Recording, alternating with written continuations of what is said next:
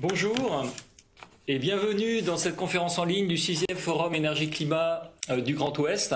Je suis Hervé Gorius, chargé de mission Énergie-Climat à la Chambre d'agriculture de Bretagne et je vais animer ce webinaire sur les leviers de réduction des gaz à effet de serre. Donc cette conférence a été préparée par les chambres d'agriculture de Bretagne en partenariat avec celles des Pays de Loire et de Normandie. Elle va durer environ 45 minutes. Nous aurons 3 intervenants qui vont présenter un diaporama d'environ 10 minutes et chaque présentation sera suivie d'une séance pour répondre à vos questions. Alors pour poser les questions, vous pouvez le faire par SMS au numéro qui va s'afficher en bas de chacune des diapositives. Et c'est Isabelle Diomard de la Chambre d'agriculture de Normandie qui est chargée de les collecter et de nous les transmettre. Alors sans plus tarder, nous attaquons le vif du sujet.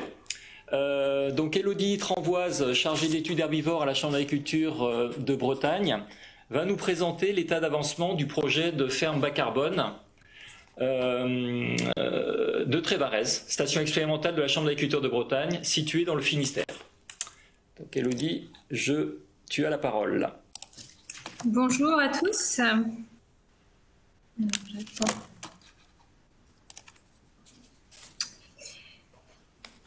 Donc, je vais vous présenter donc le projet de recherche que l'on mène à la station expérimentale de Trévarez qui vise l'efficience des systèmes laitiers avec un objectif bas carbone.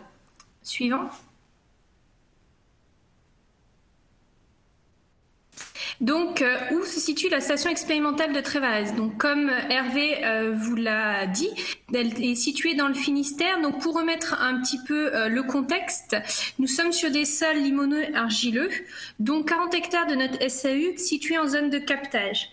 Nous sommes également en zone dite humide, puisque notre pluviométrie annuelle s'élève autour de 1300 mm de pluie, avec des écarts très importants, puisque sur la période hivernale, nous pouvons atteindre les 160-200 mm de pluviométrie mensuelle, alors qu'en été, on atteint quand même 65 mm de pluie. Et on est également en zone froide, puisque la température maximale moyenne l'été est de 17 degrés, et par contre, la température moyenne minimale en hiver atteint les 6 degrés. Donc pour vous mettre un peu le contexte, notamment en termes de potentiel fourrager. Suivant. Donc, quel est l'objectif de notre essai que l'on mène à Trévarez? C'est de diminuer de 20% l'empreinte carbone du lait sur l'élevage, donc de passer les 0,8-0,9 kg équivalent CO2 par litre de lait les années précédentes. On veut s'assurer également de l'adéquation entre l'efficience environnementale, la rentabilité économique, mais également la viabilité travail du système. Pour cela, on va tester, analyser, expliciter et également diffuser les différents leviers d'action que l'on peut mettre en place sur une exploitation laitière afin de réduire son empreinte carbone et également d'améliorer les contributions positives environnementales de la production laitière. Suivant. Pour cela, on a identifié des leviers d'action possibles sur la station, donc que je vous présente sur cette diapositive. Le premier, c'est la gestion du troupeau. Donc pour cela, c'est l'élevage des génisses, avoir le bon nombre de génisses, limiter les jours dits improductifs des animaux et travailler sur la santé du troupeau pour limiter le lait écarté, donc le lait qui n'est pas vendu. Pour cela, les leviers sont de l'ordre de 10 à 15%. Sur le volet alimentation du troupeau, les gains potentiels sont de 2 à 4% en travaillant sur la qualité des fourrages, la réduction des concentrés, dans un objectif d'autonomie protéique et de bien entendu viser sur le pâturage. Et donc les gains sont de l'ordre de 2 à 4%. Au niveau de la conduite des cultures, optimiser le rendement des fourrages et également des rendements des cultures de vente. Optimiser la fertilisation permet de gagner entre 3 et 4% d'émissions de GES. Au niveau de la consommation d'énergie, qui est l'un des leviers finalement les plus faibles puisque l'on gagne entre 1 et 2%, la gestion au niveau carburant et électrique est également mesurée. Et enfin, le dernier point, c'est le stockage du carbone où les économies peuvent être de l'ordre de 2 à 8%. En travaillant sur le type de prairies, leur durée de vie sur les prairies temporaires, rénover et implanter nos prairies, implanter des haies et travailler la question de l'agroforesterie. Suivant. Pour cela, quelles sont les bases du système laitier que l'on a mis en place? Nous sommes partis sur un troupeau de 120 vaches laitières de race Holstein avec comme objectif de produire 8000 kg de lait par vache présente par an avec 400 kg de correcteurs azotés équivalent soja. Pour cela, on garde 40 éléments. Sachant que sur la zone de Trévarez, nous sommes en vélage groupé sur deux périodes, 3 mois au printemps, 3 mois à l'automne. On garde une répartition des vélages de 65% à l'automne, 35% au printemps. Tout cela sur une SAU de 120 hectares, avec un assolement réparti avec 70 hectares d'herbe, 42 hectares de maïs en silage et 8 hectares d'orge. Donc nous sommes quand même sur une exploitation spécialisée lait. En termes de gestion de l'alimentation du troupeau, on s'est fixé une accessibilité et un pâturage de 25 arts par vache laitière, qui correspond en fait à la moyenne des exploitations laitières bretonnes. Notre objectif était bien que notre système réponde aux questions de l'exploitation moyenne régionale. Ensuite, en termes de correcteurs azotés, après une simulation qui nous a permis de chiffrer à 6% les gains d'émissions de gaz à effet de serre potentiels, nous avons décidé d'utiliser du tourteau de colza à la place du tourteau de soja. Aucun concentré de production n'est distribué, ce qui veut dire que l'ensemble de l'alimentation de notre troupeau se base sur une ration de base équilibrée à 95 grammes de PDI par UF et aucun autre concentré n'est distribué, sauf le correcteur azoté pour équilibrer le maïs. Pour travailler la qualité des fourrages, pour l'ensilage d'herbe, nous avons décidé de pratiquer de la fauche précoce jusqu'au mois de juin, c'est-à-dire jusqu'au moment où la pousse de l'herbe ralentit, et après passer sur des coupes dites plus classiques, plus tardives, de type enrubanné pour les génisses. Et enfin, dans notre ration hivernale, 40% d'ensilage d'herbe sera présent. Suivant.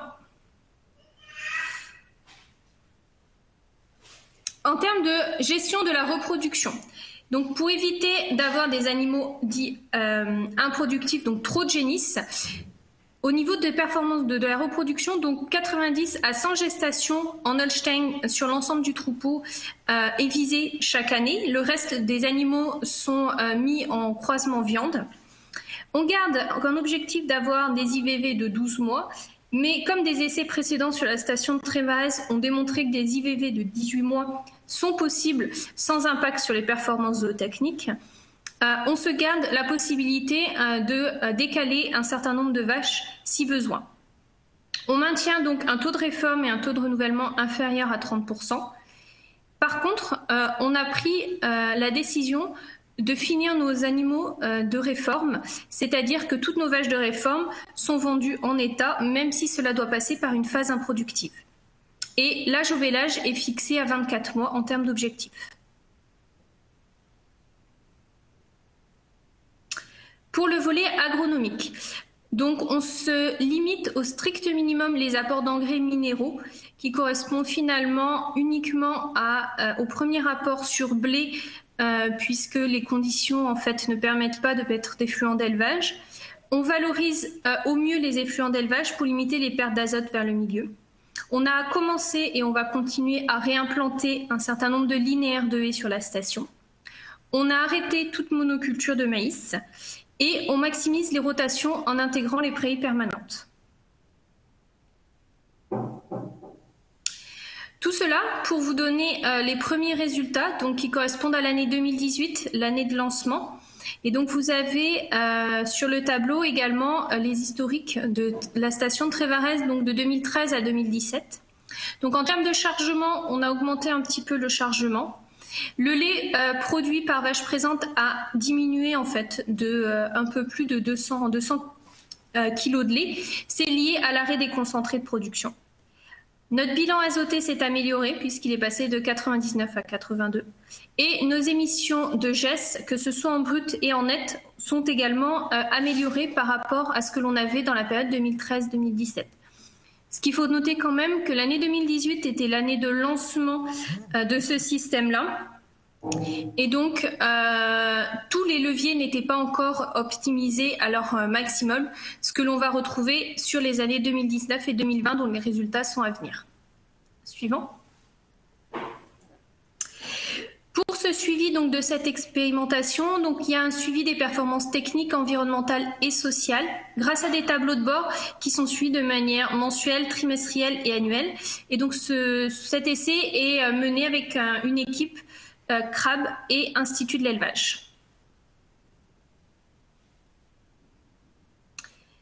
Et donc en conclusion, donc le maître mot recherché, c'est bien de concilier la productivité des exploitations laitières tout en respectant l'environnement et avoir des objectifs de rentabilité économique. Je vous remercie. Merci Elodie de cette présentation très complète. Nous allons pouvoir commencer notre première séance de questions. Donc Isabelle, est-ce que nous avons quelques questions pour Elodie ? Oui, bonjour, tout à fait. Nous avons quelques questions, et notamment celle-ci. Avez-vous testé un atelier de conception de système pour aller au-delà d'une réduction de 20% de gaz à effet de serre et imaginer tous les leviers combinables, par exemple pour viser 50% en moins? Alors, l'objectif en fait de ce système-là, c'est de le faire évoluer pas à pas. Donc le premier objectif, c'était bien de diminuer de 20% l'empreinte carbone. Donc il a bien été co-construit avec les équipes de l'Institut et les équipes de la Chambre. Et donc on va faire un premier cycle avec ce système-là. Et dans le deuxième cycle de recherche, on sera amené à faire évoluer le système pour être plus ambitieux et diminuer encore plus notre empreinte carbone. Merci. Est-ce qu'il y a d'autres leviers supplémentaires qui peuvent être imaginés? Alors, un des leviers que l'on commence à réfléchir, c'est la question de l'agroforesterie qui aujourd'hui, en termes de stockage de carbone, on n'a pas encore étudié puisqu'on a étudié le volet prairie, le volet réimplantation de haies. Donc, une des choses que l'on commence à réfléchir pour mettre en place, mais ça c'est sur du long terme, c'est la question de l'agroforesterie et surtout l'impact en termes de rendement sur le contexte pédoclimatique de Trévarez par rapport aux cultures que l'on pourrait avoir et aux pâtures. Une dernière question, peut-être Isabelle ? Oui, tout à fait. J'ai une question. Par quoi est remplacée la monoculture de maïs ? Alors, par de la rotation intégrant des céréales, de la pâture et du maïs. En fait, on avait un certain nombre de parcelles qui étaient en monoculture de par une expérimentation précédente. Et la fin de l'expérimentation a permis en fait de mettre fin à cette monoculture et réintégrer de la rotation sur l'ensemble de notre surface. Parfait. Merci Lodi pour ces réponses. On espère que les agriculteurs pourront bénéficier rapidement et tirer profit de toutes ces avancées. Alors nous accueillons maintenant Pascal Morin et Laurent Sommer, conseillers à la Chambre d'agriculture de Bretagne, qui vont nous présenter les leviers d'action mobilisés par les agriculteurs engagés dans la démarche Label Bas Carbone France Carbone Agri. Alors pour rappel, vous pouvez poser vos questions par SMS au numéro qui va s'afficher en bas de chacune des diapositives. Laurent, c'est à toi. Merci Hervé, bonjour à toutes et à tous. Donc voilà un petit bilan d'étape de Carbone Agri. Carbone Agri, une méthode déposée par l'association France Carbone Agri pour encadrer les réductions d'émissions de GES en élevage bovin. Donc un petit tour du marché du carbone pour commencer, pour ceux qui ne sont pas familiers avec ce marché. Excuse-moi, je crois qu'on ne voit pas ton diaporama. Ah, ça c'est pas normal. Je vais relancer alors un petit instant.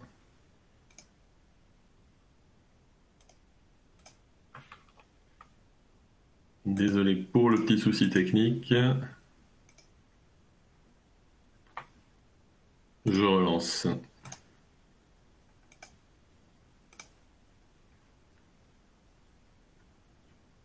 Est-ce que ça s'affiche à présent? J'ai pas l'impression. Attends, je le lance depuis. Si. C'est bon. C'est bon? D'accord, voilà. Donc le marché du carbone, un petit rappel d'où on se trouve. Donc en 2015, on a eu les accords de Paris dans le cadre de la COP 21, avec des engagements qui ont été pris pour la limitation des émissions de gaz à effet de serre dans les pays développés et en développement. Alors au niveau de l'Union européenne, on s'est fixé un objectif de réduire les émissions de GES de 40% entre 1990 et 2030. En France, le marché du carbone est encadré par plusieurs réglementations et stratégies.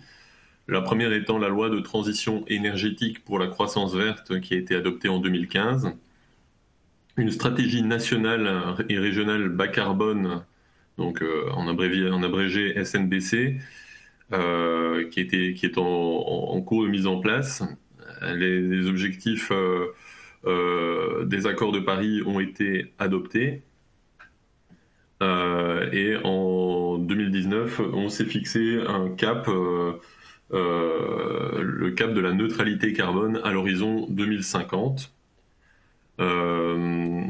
Et pour rappel, la taxe carbone est une taxe qui valait 16 € en 2016 par tonne de carbone et qui est remontée à 56 € en 2020. À ce titre, et donc citons également le rôle des collectivités au niveau local, avec l'obligation de réaliser des PCAET pour les collectivités de plus de 20 000 habitants, donc les PCAET, plans climat, air, énergie, territoriaux, et qui permettent également au niveau local de se fixer des objectifs de réduction de gaz à effet de serre.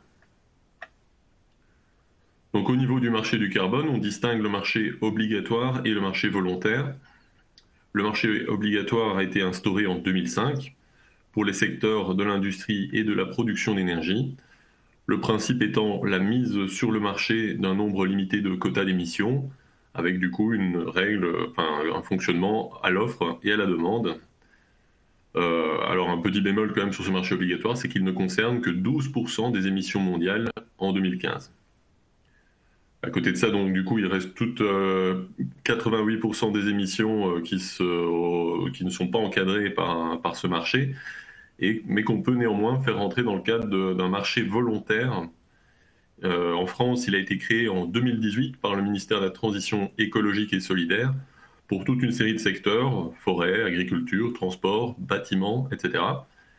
Le principe n'est pas tant d'avoir un fonctionnement de marché, mais de récompenser les comportements permettant de réduire les émissions de gaz à effet de serre. Et en agriculture, on compte les méthodes, on compte notamment les méthodes Carbone Agri et les méthodes E pour encadrer ces réductions d'émissions de gaz à effet de serre.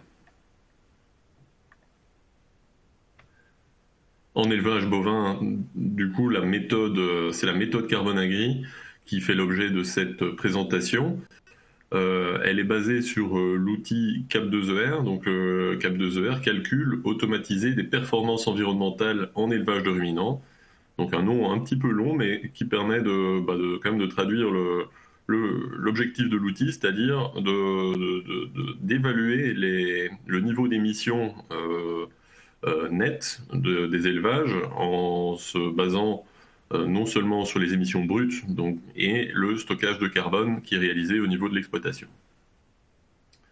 Donc la méthode Carbone Agri explicite les exigences et les modalités de calcul des réductions d'émissions de gaz à effet de serre. Donc on travaille sur deux volets, la réduction des émissions brutes d'une part et l'augmentation du stockage de carbone d'autre part. Et la méthode permet également de certifier les réductions d'émissions pour une intégration à des mécanismes de compensation volontaire. Donc la réduction des émissions nettes de gaz à effet de serre est récompensée par un paiement carbone à côté.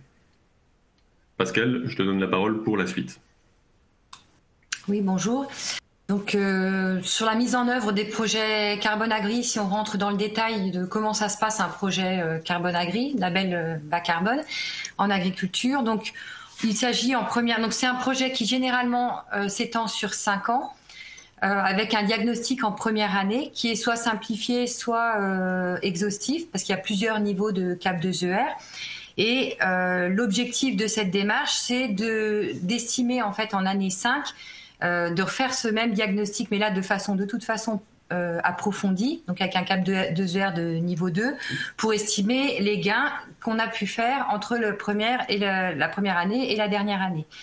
Et donc, quand on fait le diagnostic en première année, suite au diagnostic, on met en avant des leviers, tels que les leviers qui ont été mis en avant par Élodie tout à l'heure, les leviers sur lesquels on s'engage à travailler avec un impact sur les émissions ou le stockage de carbone. Et donc, cette démarche consiste en fait en troisième année, à mi-parcours du projet, à avoir un bilan d'étape et donc un paiement des aides en fait qui se fera probablement 60% à troisième année du projet et ajustement du solde à la fin. Donc voilà un petit peu comment se passe un projet sur 4 ou 5 ans en fonction de l'année du diagnostic. Suivant. Donc, il y a des conditions à respecter pour pouvoir rentrer dans le label bas carbone. La première engagement des éleveurs, c'est de respecter les normes d'épandage, donc les 170 unités d'azote en hectare, ce qui, au niveau de la Bretagne, ne pose pas de souci particulier puisque c'est déjà dans la directive nitrate. L'éleveur s'engage aussi à maintenir le stockage qui est déjà en place, donc les mêmes surfaces, enfin les surfaces en prairie permanente et les mètres linéaires de haies, le total qui est existant au moment du diagnostic initial. Cette démarche fait l'objet d'une labellisation et d'un audit de vérification indépendant qui se fait au niveau de France Carbone Agri. Ça se fait sur un ensemble de dossiers, sur un appel à projet. C'est pas tous les éleveurs qui sont audités. Donc l'objectif, c'est bien de réduire l'empreinte carbone, donc les émissions moins le stockage, en mettant en œuvre les leviers d'action et de rémunérer les gains que l'on va constater. Donc qui dit gain dit Laurent. Voilà, ouais, merci. Donc, s'il n'y a pas de levier identifié, si à la mise en route du label, vous n'arrivez pas à identifier le levier, on ne peut pas mettre en avant de gains, donc on ne peut pas rentrer dans la démarche de label bas carbone. Suivant. Donc, si on fait un bilan sur donc il y a eu 3 appels à projets, il y a 2 appels à projets aujourd'hui qui sont passés. Un premier qui a été mis en œuvre au printemps 2020 et donc qui s'est clos à l'automne, un deuxième qui a démarré en fin d'année 2020 et donc qu'on va clore en juin 2021 et un troisième appel à projet aura lieu certainement fin d'année 2021, début d'année 2022. Donc si on fait un bilan sur le premier appel à projet, il y a 300 exploitations au niveau national qui se sont engagées dans le label bas carbone France Carbone Agri. Les estimations de gains potentiels sont de 137 000 tonnes équivalent CO2 sur 5 ans, soit 461 tonnes équivalent CO2 par éleveur. Au niveau de la Chambre régionale d'agriculture de Bretagne, nous avons déposé 14 dossiers mettant en avant 8 000 tonnes d'équivalent CO2 sur 5 ans, donc soit 600 tonnes d'équivalent CO2 évitées par éleveur. Donc ça représente au niveau des dossiers que nous avons déposés au niveau de la Bretagne, de la Chambre régionale, un potentiel de gain de 0,2 kg équivalent CO2 par litre de lait. Sachant que, là il y a une petite erreur, la Bretagne en fait doit avoir sur les 5 milliards de litres de lait, en fait, c'est pas 14, c'est 5 milliards de litres de lait que compte la Bretagne, ça ferait un gain potentiel assez conséquent. Suivant. Donc, si on regarde un peu les leviers qui ont pu être mis en avant dans ces dossiers, vous voyez la répartition. Je reprends pas le contenu des leviers puisque Élodie les a détaillés tout à l'heure. Vous voyez que les principaux leviers qui ont été actionnés dans ce premier appel à projet, c'était principalement sur la gestion du troupeau et l'alimentation, la gestion des surfaces cultivées, donc tout ce qui est rotation. Et donc, ces leviers-là, au-delà d'améliorer l'empreinte nette du carbone au niveau des élevages laitiers, ont souvent en fait un impact positif au niveau des résultats technico-économiques. Suivant. Donc, en conclusion, les leviers activés permettent de baisser significativement l'empreinte carbone du lait. La rémunération qui est proposée aux éleveurs constitue une petite incitation sans être non plus une aubaine. Ça ne représente pas des gros montants en général. Ça va de 2 000 euros par an à 7 ou 8 000 euros maximum, quoi. Le coût de l'accompagnement peut constituer un frein pour certains éleveurs. Le fait d'avoir le diagnostic initial, le diagnostic final et le suivi. Après, il faut bien remettre ça dans son contexte. Le marché du carbone volontaire démarre seulement maintenant, en fait, avec des ventes de crédits carbone qui devraient s'accélérer là dans les mois à venir avec des nouveaux acheteurs qui ont pris contact avec France Carbone Agri. Alors, on a dit tout à l'heure, il y a un coût d'accompagnement qui est conséquent, enfin qui est là en fait. En face de ça, on peut avoir un financement du CNIEL qui couvre une petite partie. Et pour les éleveurs installés depuis moins de 5 ans, il y a la possibilité aussi dans le cadre du plan de relance d'avoir des aides avec le bon bilan carbone. Suivant. Et donc, pour aller plus loin, donc vous pouvez prendre contact avec un conseiller technique de la Chambre d'agriculture de Bretagne, donc des conseillers herbivores qui sont dans les antennes locales. Et pour ce qui est de rentrer dans la labellisation, l'association Allium, en fait, est aujourd'hui le porteur de projet qui centralise les dossiers pour les déposer auprès de France Carbone Agri. Donc là, c'est Romane Cambin, dont vous voyez les coordonnées téléphoniques qui sont affichées sur la diaporama. Voilà. Merci pour votre attention. Merci Pascal pour cet exposé et Laurent. Isabelle, peut-être quelques questions ? Oui, j'ai une question. Une première question. Quelle valeur ajoutée de Carbone Agri par rapport au Verified Carbon Standard qui existe depuis 15 ans et est mondialement reconnu ?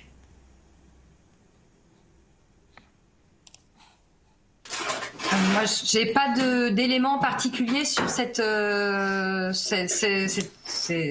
dispositif mondial. En fait, là, ce qu'on vous a présenté, c'est ce qui se met en œuvre en France. Je saurais pas dire, je connais pas très bien l'autre procédé. Oui, après, c'est peut-être le fait qu'il y ait un label français particulier. Oui, c'est ça. En fait, là, c'est un label qui est reconnu par le ministère de la Transition écologique, en fait. Et c'est le premier label qui a été déposé en fait pour les éleveurs laitiers et bovins en fait, bovins viande en fait au niveau national. Merci. J'ai une autre question. Quelle est l'articulation des méthodes, des démarches pour le label bas carbone ?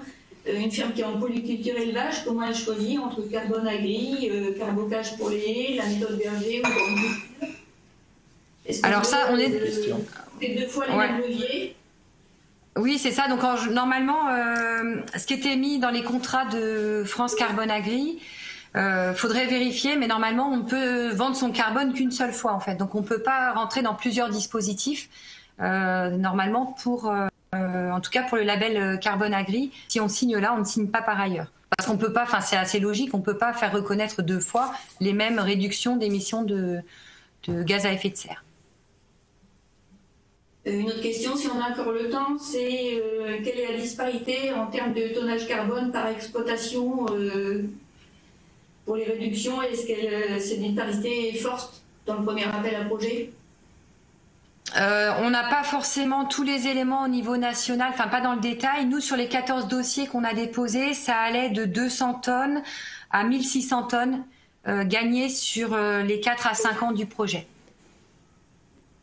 Ça dépend vraiment des leviers, en fait, faut au cas par cas. Et c'est pour ça qu'en fait, quand quelqu'un souhaite s'engager dans le label, on commence par regarder en fait quels sont les leviers et comment, si ça vaut le coup ou pas d'y aller pour ne pas rentrer dans un dossier avec des frais administratifs sans avoir de répercussions intéressantes pour l'éleveur. Et j'ai une dernière question. Le paiement est-il annuel ou one shot ? Et est-ce qu'il y a avec d'autres aides ? Il y a donc, c'était l'objet de deux diapos. Le paiement se fait en 2 fois. Un paiement à mi-parcours, donc 60% des aides, et le solde en fait sur la base du diagnostic final en fonction des gains effectivement constatés. Donc il y a un ajustement du solde. Et la deuxième question. Est-ce cumulable avec d'autres aides ? Oui, en fait, les aides, il peut y avoir, en fonction des cas particuliers, en fait, des aides du CNIEL pour la constitution c'est une aide de 600 € pour la réalisation d'un dossier CAP 2ER, mais un éleveur ne peut la faire qu'une seule fois. Et puis les aides dans le cadre pour des personnes qui sont installées depuis moins de 5 ans. Après, quelqu'un qui est sur un bassin versant, là, c'est des choses qui sont en cours de mise en place. On essaie de faire reconnaître cet accompagnement-là pour une partie, en tout cas, dans le cadre parce que ça a un effet environnemental au niveau des bassins versants. Merci Pascal pour toutes ces réponses complètes. Alors on est bien content de voir qu'il est désormais possible ainsi pour les agriculteurs de valoriser les efforts de réduction de gaz à effet de serre. Alors notre dernière présentation va maintenant porter sur le stockage carbone des sols, un levier qui est souvent évoqué mais que l'on connaît assez mal. Et Isabelle Diomard, donc coordinatrice agro-environnement de la Chambre d'agriculture de Normandie, va nous présenter une démarche d'inventaire réalisée en Normandie. Donc attention, le numéro SMS pour les questions va changer par rapport aux précédents diaporamas. Donc appelez bien au numéro qui s'affiche en bas des diapos d'Isabelle. Isabelle, c'est à toi. Oui, merci. Bonjour. Je vais vous présenter un travail que nous avons fait en Normandie sur la matière organique et le stockage de carbone dans les sols. Est-ce que vous voyez ma projection ?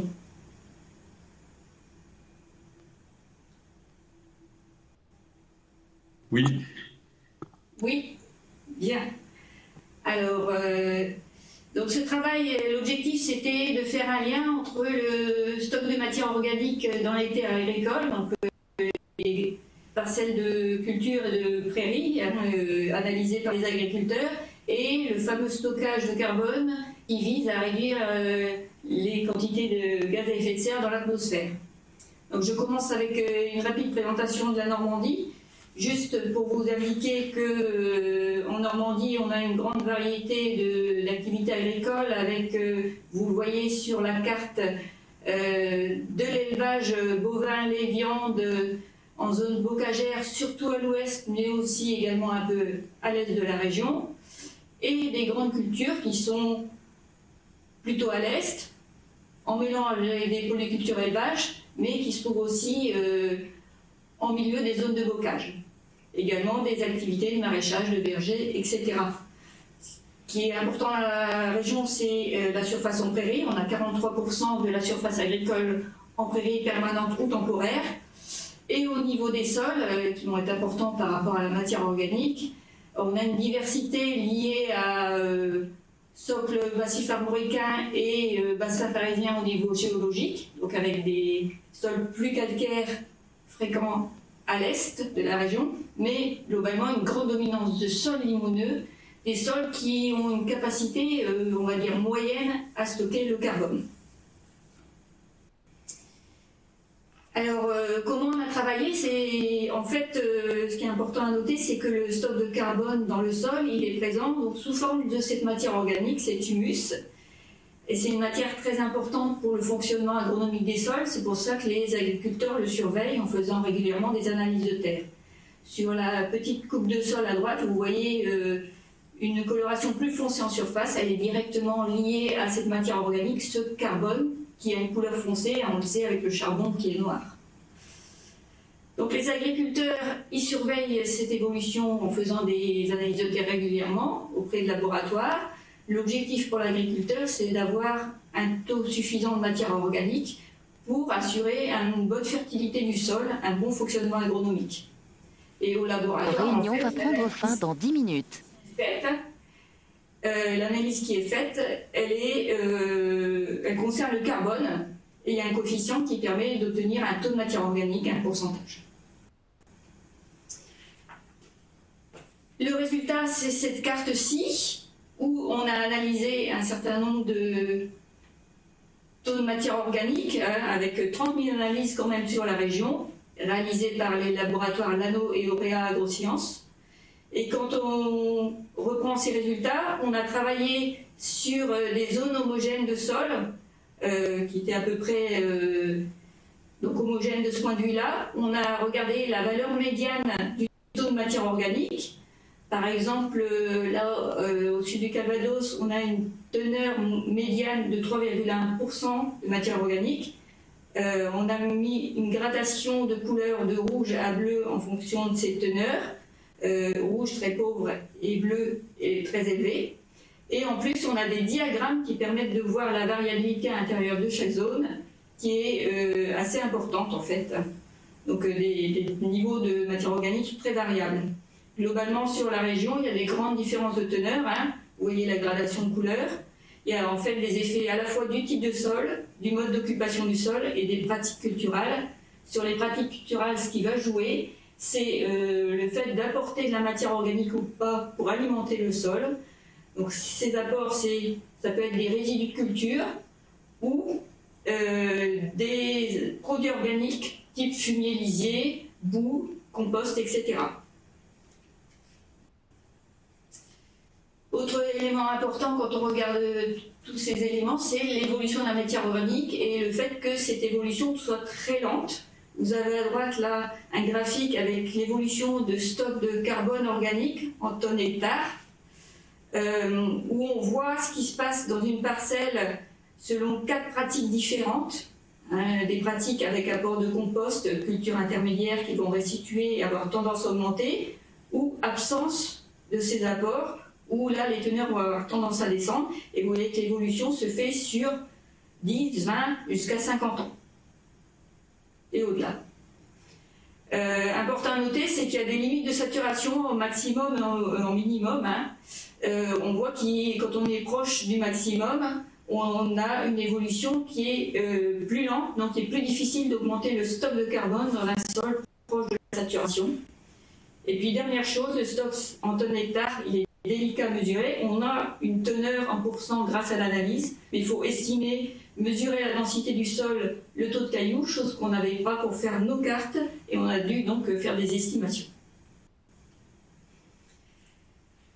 Donc quand on parle de stock de carbone, on a là un stock estimé en 2015-2019 par rapport au taux de matière organique que je vous ai montré tout à l'heure sur la carte. Et on a aussi leur évolution depuis 10 ans. Le stock, c'est celui qui est lié à la coloration.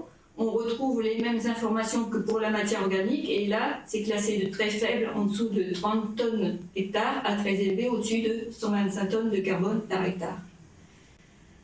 Donc même diversité dans la région, les teneurs plutôt plus élevées à l'ouest qu'à l'est. Autre élément très intéressant pour nous, c'est l'évolution. On a regardé dans quel sens allait l'évolution de la matière organique et donc du stockage de carbone depuis des analyses faites il y a 10 ans. Et on voit que c'est grâce aux petites flèches qu'on a cette évolution. On voit que la plupart des flèches sont à la hausse ou stables. Il y a quelques autres seulement qui montrent une diminution. Alors la hausse nous intéresse beaucoup puisqu'elle correspond à une augmentation du stock de carbone dans le sol, donc une compensation d'émissions annuelles de gaz à effet de serre. C'est l'objectif du stockage de carbone vis-à-vis de l'effet de serre. Comment ça se traduit en fait concrètement dans les parcelles agricoles? On peut faire un lien avec des pratiques et les évolutions qu'on a constatées. Si je regarde l'ouest de la Normandie ici, les stocks médians sont majoritairement entre 50 et 80 tonnes de carbone hectare. Donc c'est un niveau considéré satisfaisant, en jaune sur la carte. C'est un niveau en fait intermédiaire entre le niveau moyen 50 en culture en France et 80 en prairie en France. À quoi c'est dû? Essentiellement à l'activité d'élevage, la présence de prairies permanentes et temporaires qui est liée à la présence d'herbivores, les bovins mais aussi les équins qui se développent en Normandie. Des apports réguliers de produits organiques de type fumier lisier, même chose, c'est lié à l'activité d'élevage. Et toujours en lien avec l'élevage, comme on a beaucoup de zones de transition entre zones de grande culture céréalière et zones d'élevage, il y a échange de paille fumier entre ces productions-là. Et donc les céréaliers bénéficient aussi d'apports organiques avec le fumier. À noter, on a localement des secteurs un peu plus spécialisés, grande culture ou maraîchage, avec des stocks un peu plus bas et qui peuvent être en diminution. Bon, sachant qu'il y a aussi le type de sol, comme je vous l'ai dit tout à l'heure, qui intervient donc dans les zones de marais, des zones calcaires, des des sols argileux, on a naturellement des stocks de carbone plus élevés. Dans l'est de la Normandie, les stocks médians sont plus bas, ils sont en majorité entre 30 et 50 tonnes de carbone par hectare, mais l'évolution est plutôt à la hausse, donc c'est une évolution très favorable pour la lutte contre l'effet de serre.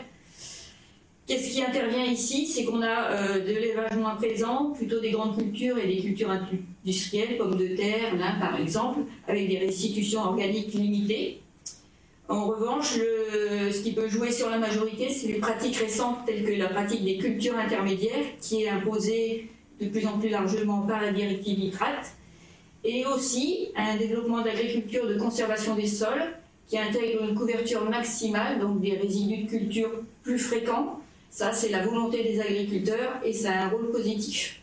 À noter un autre phénomène un peu secondaire, mais le pH des sols est aussi en hausse dans cette zone, avec des pH plutôt basiques, hein, ça monte jusqu'à 8. Et de ce fait-là, la matière organique est mieux conservée. Par contre, ça a des effets un peu négatifs sur la fertilité du sol.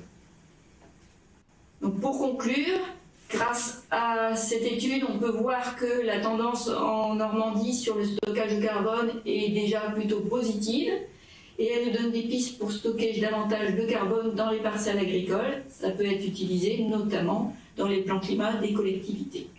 Je vous remercie. Merci Isabelle. Donc quelques questions que je vais poser moi-même, puisque tu n'as pas pu effectivement durant le truc. Donc j'ai une question qui me demande, est-ce qu'on peut disposer de références forfaitaires selon le type d'assolement, de rotation, le type de fertilisation? Est-ce que tu penses avoir ça? Oui, alors des références forfaitaires de taux de matière organique et donc de stockage carbone, on peut en imaginer en prenant des situations moyennes, mais on s'aperçoit vite qu'il y a des énormes différences. Je vous l'ai montré sur les cartes et c'est lié, comme je l'ai un peu indiqué tout à l'heure, au type de sol et beaucoup aux pratiques de l'agriculteur. Donc on va vraiment avoir des choses très différentes qui peuvent être même au sein d'une exploitation, d'une parcelle à l'autre, et en fonction des apports de produits organiques faits sur la parcelle. Ça va vraiment être l'élément déterminant. Ok, une autre question. Est-ce que le stockage des sols est un levier d'action identifié dans les PCAET en cours? Et y a-t-il des pratiques encouragées dans ce but? Alors, en Normandie, pour les PCAET que je connais, c'est assez rare en fait que ce point de vue soit pris directement. Le plus souvent, on a des actions en lien avec les haies pour l'agriculture, parce que c'est un élément aussi emblématique des zones bocagères. Après, le stockage dans les sols, il est plutôt envisagé au travers des bilans carbone à l'échelle de l'exploitation, comme dans Carbone Agri, hein, comme on vient de voir tout à l'heure. Mais ça pourrait être pris en compte davantage, par exemple, dans les zones de grande culture, où on a moins l'effet prairie qui intervient.